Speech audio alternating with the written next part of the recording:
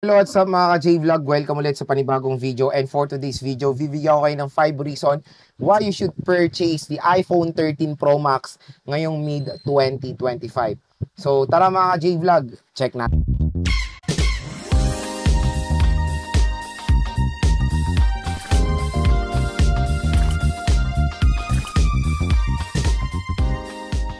Mga J-Vlog, na review natin tong iPhone 13 Pro Max ng early 2025, and this time since mid 2025 na nagbago po drastically yung presyo neto. Nung ni-review natin to ng early 2025, nasa 30 plus pa ang presyo ng 13 Pro Max, pero ngayon sa mga legit nating mga sellers sa Green Hills tulad na lang ng CMB Gadgets, for as low as 25,500 pesos na lang po ang 13 Pro Max. Yes, narinig niyo yan, 13 Pro Max, 25,500 na lang po sa recommendable shop natin sa Green Hills. And yun nga, meron silang 256, 512, 1 terabyte. Ang dami pong storage option na ma-offer nila for the iPhone 13 Pro Max. At yun nga, nung January natin ito ni-review, January or February, nasa 30 plus, I think 33, 32,000 for the 128 gigabytes. Pero again, ngayon is super duper baba na lang po ng price na. Syempre, nag-decide ako, why not? Let's review it ngayong 2025, mid-2025. Bumili ulit ako ng iPhone 13 Pro Max para sa inyo. At soon, i-game test natin, full review, camera test, itong 13 Pro Max, kaya stay tuned lang. Pero this time, gawa muna tayo ng early, quick review, the 5 reason why you should purchase this device ngayong taon. Pero yun nga, bibili tayo nito sa legit nating seller, ang CMB Gadgets kay Ate Mayet sa stall XA07 sila ngayong June 2025.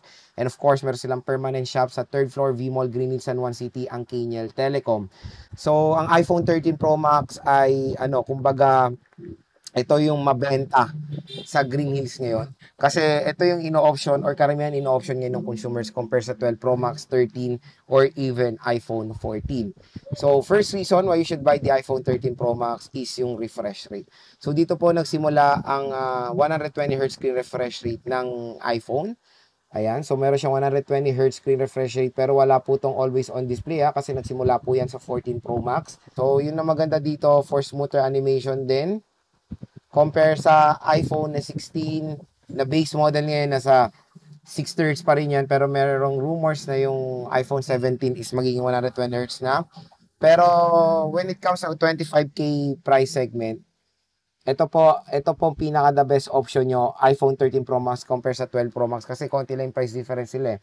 Yung 12 Pro Max naglalaro sa 22, ang 13 Pro Max 25.5. So biruin mo, 3.5 lang, dito na ako. So, yon, first reason is the 120Hz screen refresh rate. Second reason, yung display. So, ito rin yung in-option ng karamihan, yung mga Pro Max version, kasi ito po yung meron mga malalaking display ng smartphone. Marami rin kasing consumers ngayon ang mahilig sa malalaking screen size ng smartphone. Take for example, itong 13 Pro Max, kaya ito rin yung nagiging mabenta, kasi 6.7 inches po ito. Mas pinaliit na po ang notch niya compare sa 12 Pro Max, na yun din yung maganda dito. At kina next year, nawala na po ang notch, naging dynamic island na po yan. So, yun, 6.7 inches, hindi lang yon, Super Retina XDR OLED display. When it comes sa display quality, very vibrant, very sharp yung display nito. At pag maglalaro kayo, ma-appreciate nyo mga ka-J-Vlog yung quality ng display niya. Yung graphics kasi is parang na-enhance pa dahil sa OLED display or OLED panel netong iPhone 13 Pro Max natin. Third reason, ito pinaka the best mga ka-J-Vlog, camera. Dahil yun nga, ito po yung first ever iPhone to have the cinematic mode. 13 series yan.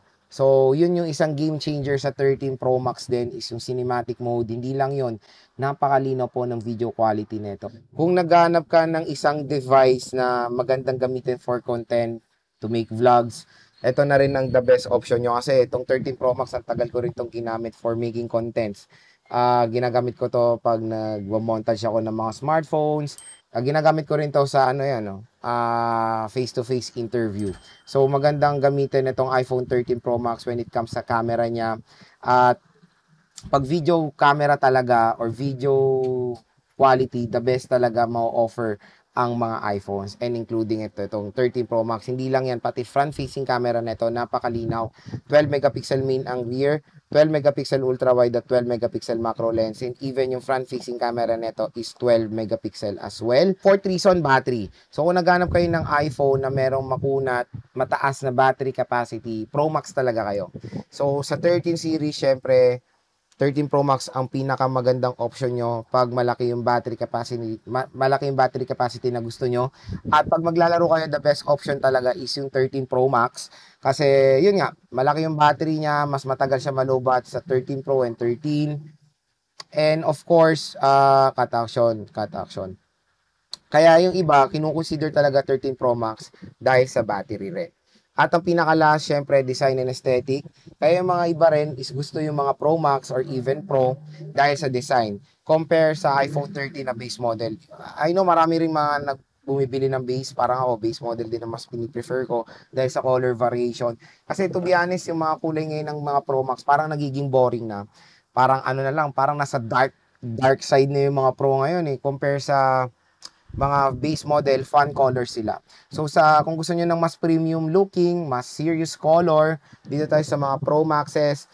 And maganda yung color gold. So sa nagtatanong lang, ano ba magandang color ng iPhone 13 Pro Max? Yung special color nila is yung Sierra Blue. Pero mas ipi-prefer ko tong gold. Napakaganda ng gold. Yung 13 Pro Max ko gold. Yung 14 Pro Max ko gold. Yung kukunin kong 16 Pro Max ngayon gold din. Maganda talaga yung gold ng iPhones. Very attractive silang tignan. At syempre eye-catcher siya pag gagamitin niya sa labas. Meron siyang stainless steel design itong 13 Pro Max. Ayan, stainless steel design, matte glass, very premium looking itong device na to. Kaya panigurado, pag gagamitin nyo to outdoor, makakuha to ng attention ng consumers. Matik alam nilang iPhones agad ang ginagamit nyo. So yun mga J-Vlog ang ating 5 reason why you should still purchase the iPhone 13 Pro Max in 2025. Overall, napaganda pa rin itong smartphone na to. At ito na rin yung best time to purchase the iPhone 13 Pro Max kasi nga, ang laki na po ng binaba niya compare nung early 2025. For price tag na 25,000 pesos, magkakaroon ka na ng 13 Pro Max na 128 gigabytes. 128 gigabytes still good pa yan, huwag kayo mag-alala. Marami ring nagsasabi na marami daw issue ang 13 series like the green line issue. Ang dami kong nakikita ang comment niyan. Kung talagang it's a major problem ng 13 series, dapat ni-recall na ng Apple ang lahat ng 13 series. Parang ginawa ni Samsung doon sa major problem nila sa Samsung Galaxy Note 7. It's a major problem sa mga devices yon kaya ni-recall. Pero dito sa 13 series, hindi naman sila nare-recall. And I think yung mga green line issues na yan is nagdedepende yan sa paggamit ng consumer. Minsan kasi nahuhulog, minsan hindi ganun, hindi naiingatan na nababasa sila ng matagal. Kasi yes, it's water resistant siya, IP68.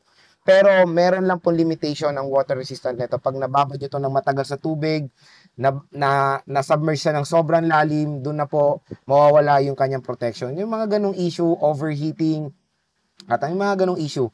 Ang tagal ko na merong 13 series. Meron na akong 13 Pro at 13 Pro Max. Sa kailang 13 Pro Max na ako, naka-4 na ata ako, 5 13 Pro Max. At 2 years ko nagamit yung first ever iPhone 13 Pro Max ko. No, walang any naging issue sa lahat ng 13 series na nakuha ko. Kaya for me, yung green line issue na yan is nagdedepende po yan sa paggamit ng consumers. There's a possibility naipit. Yan, merong ano yan, naipit, nahulog, yung mga ganyang instance kasi na-experience ko na yan sa Samsung ko, sa Flip 3 na major issue rin ng green line. Doon naman green line, dito green screen. Sa green line issue rin, nung nabagsak ng pamangking ko, nung ginamit ko yun, hindi yun nagka-green line. Nung binagsak ng pamangking ko, nagka-green line. So again mga ka-J-Vlog, huwag kayong matakot sa issue ng mga iPhones. Kung talagang major problem yan, dapat nare-recall na yan ng company or dapat meron ng news about yan, di ba? Pero ano still parang isolated cases yung mga yan. Ako, tulad ng sinabi ko, ang dami ko nang nagamit na 13 Pro at 13 Pro Max at so far wala pong any problem ako na experience. Basta ingatan nyo lang ang inyong device. So again, saan pa ba tayo bibili ng mga sulit na iPhone 13 Pro Max? Wala nang iba kundi sa nire-recommend natin shop ang CMB Gadgets kay Ate Mayet. So Lexi 07, second floor, Green Hills, San Juan City.